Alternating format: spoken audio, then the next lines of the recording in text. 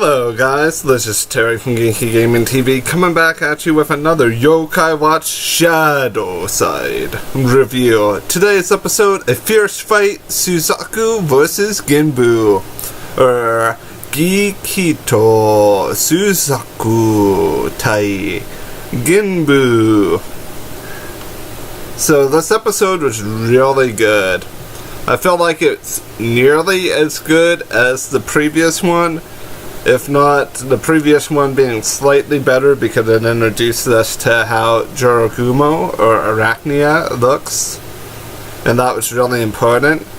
This episode, I'm going to start off by saying, has a lot of flashbacks to the previous episode. So if you ended up missing the previous episode, this episode would give you the gist of both of them.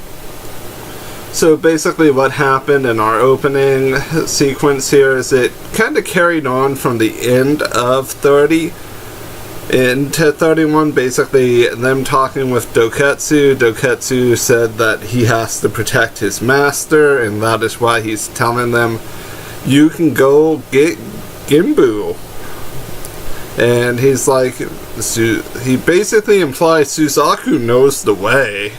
Just in his mannerisms of how he basically told them, like, the way is already known to a certain extent.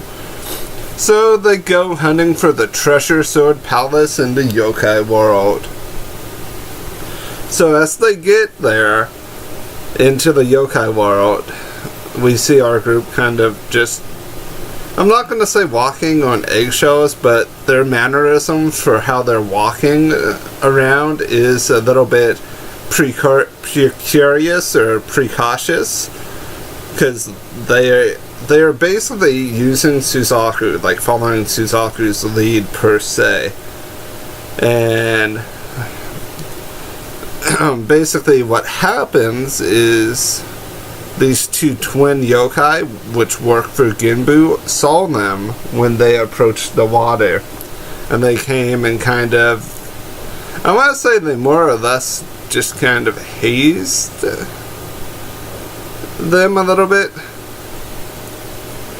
A little, I guess to a certain degree, Keisuke was already frightened half to death of the entire situation to begin with, so they jump scared him a little bit by kind of floating to the side of him, and when he turned around he was afraid.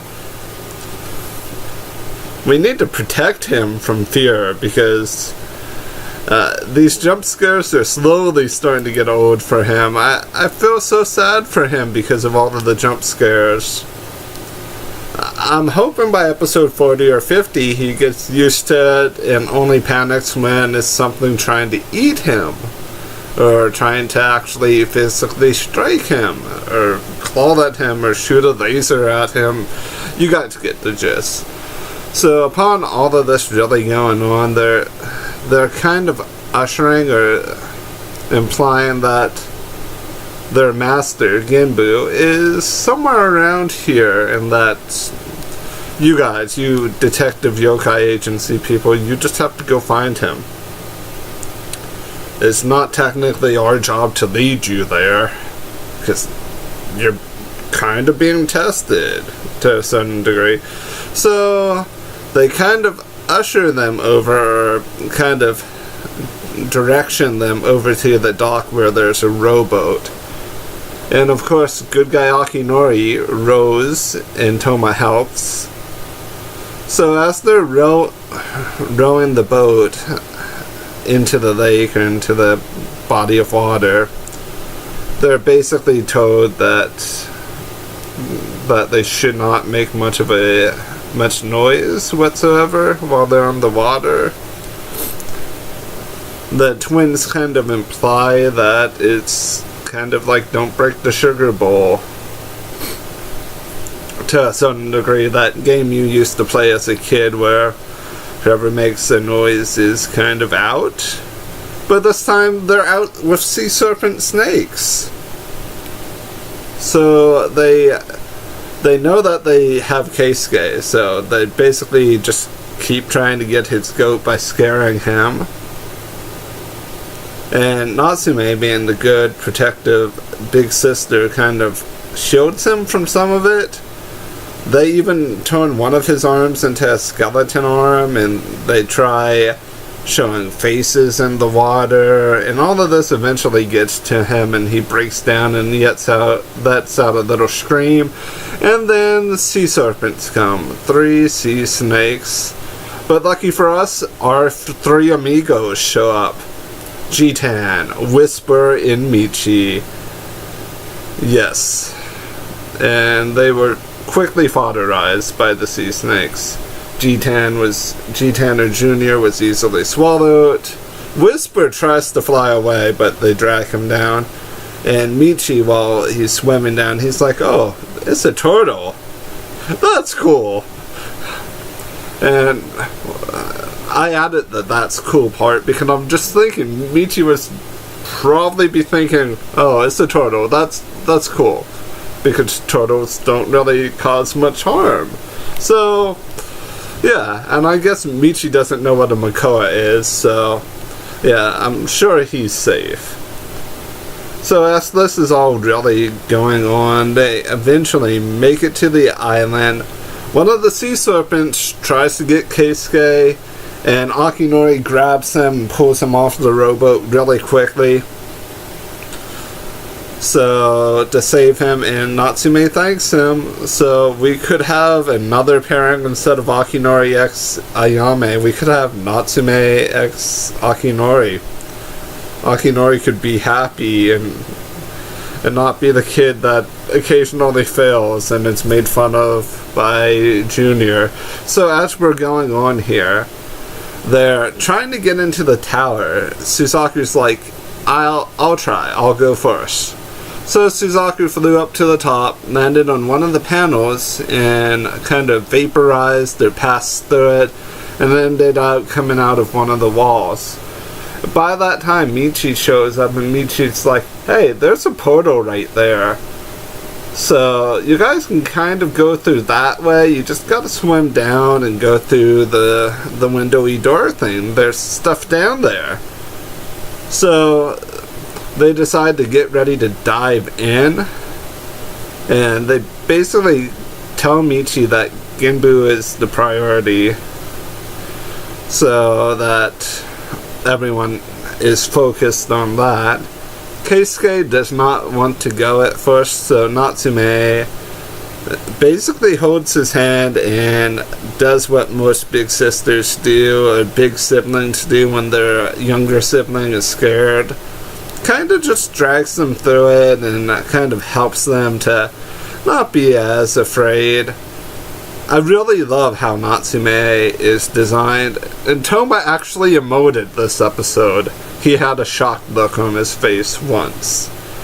But that's beside the point. We're going to get into this a little bit further. They basically swim through a portal, per se, and then they end up in one of the most beautiful places we have seen yet in ShadowSide. It's like a traditional Japanese garden. There's koi and turtles in a little pond or river.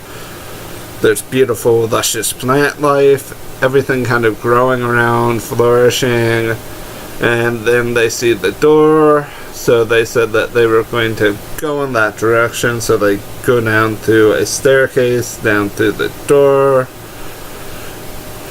As they're walking through this hallway, they realize that Keisuke realizes that there's something going on, and there's sea creatures that are trying to get them, like pufferfish, octopus.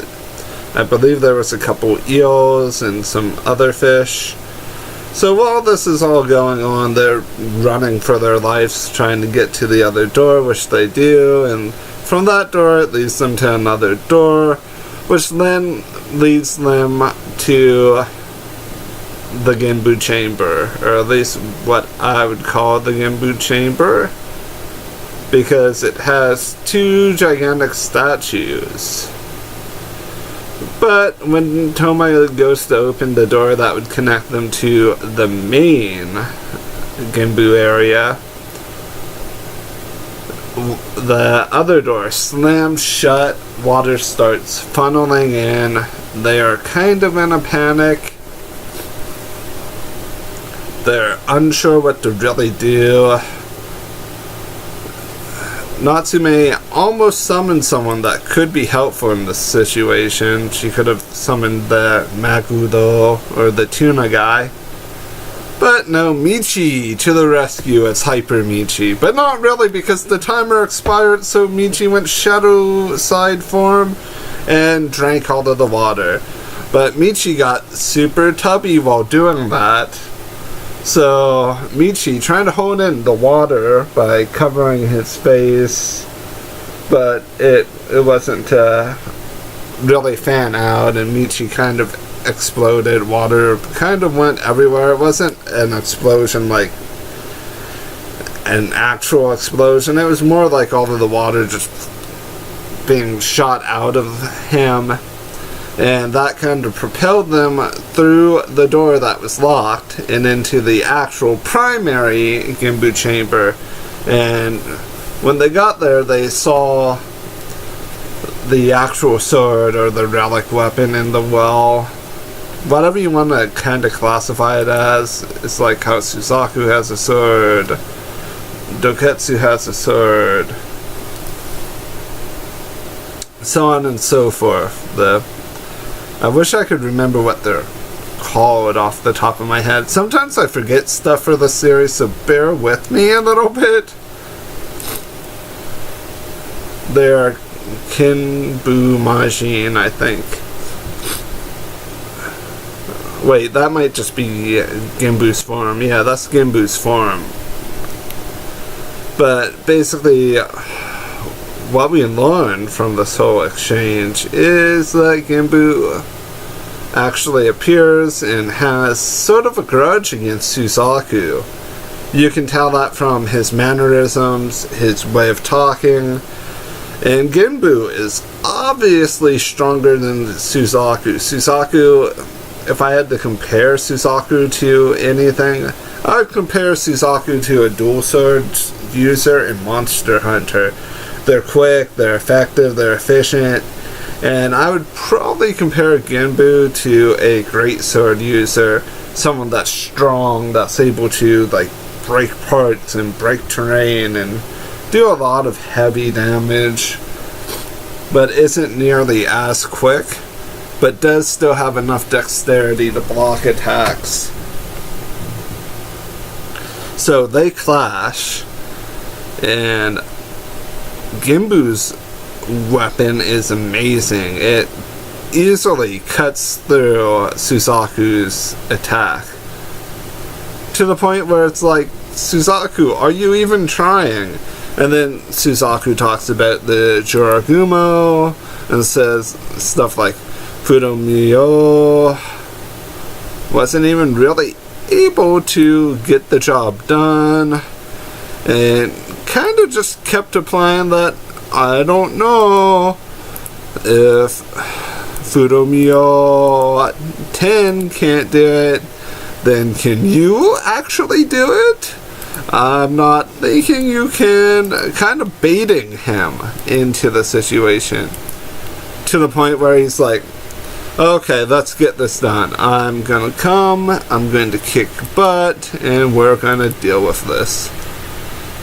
So as this all is kind of headed to a close here, basically what happens is the actual tower that's in the water begins to lift up and float up and out of the water, and then it materializes and they kind of appear in front of the tower where the Joragumo is at, noticing that even more of the area has been webbed and has been kind of binded together with the Joragumo thread, and that more and more people are captured, and that they have one heck of an endeavor in front of them to defeat her.